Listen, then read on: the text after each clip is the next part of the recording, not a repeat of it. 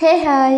கேரளா வந்ததுக்கப்புறம் எனக்கும் மீனுக்கும் ஒரு குட்டி ஸ்டோரி இருக்குது, சொல்கிறேன் கேட்குறீங்களா? ஊர்லலாம் மீனை க்ளீன் பண்ணி வாங்கிட்டு வரதுக்கு மார்க்கெட் தான் போகணும்னு அவசியம் இல்லை. ரோட் சைடில் இருக்க கடையில் இல்லைனா டேமுக்கு போனோம்னாவே சூப்பராக வெட்டி க்ளீன் பண்ணி கொடுத்துருவாங்க. வீட்டுக்கு கொண்டு போனோமா, சமைச்சோமா, சாப்பிட்டோமா, அதோட வேலை முடிஞ்சிச்சு.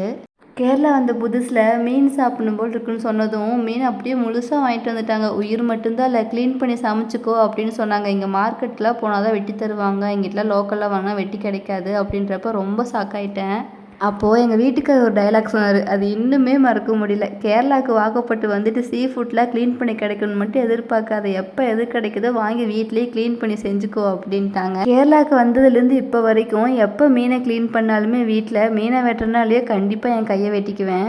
மீனை இப்படி தான் க்ளீன் பண்ணணும், இப்படிலாம் கூட க்ளீன் பண்ணலாம் அப்படிங்கிறது இங்கே வந்து தான் கற்றுக்கிட்டேன். கல்லில் போட்டு உரசுவாங்க, இல்லைனா செவில் மட்டும் எடுப்பாங்க, இல்லைனா சுத்தமாக தோலவே உரிச்சிருவாங்க. ரொம்ப ஹார்டாக இருக்கும் அதெல்லாம். அதுக்காகவே டேஸ்ட்டை தாண்டி பிடிச்ச மீனை தாண்டி இப்போ எந்த மீன் க்ளீன் பண்ண ஈஸியாக இருக்கும்னு பார்த்து வாங்குற நிலைமை ஆயிடுச்சு. இந்த சைடில் மீன் குழம்பு நிறையா வெரைட்டி வைப்பாங்க. அண்ட் சிம்பிளாகவும் டேஸ்டியாகவும் இருக்கும், சீக்கிரமாக செஞ்சுற மாதிரியும் இருக்கும்.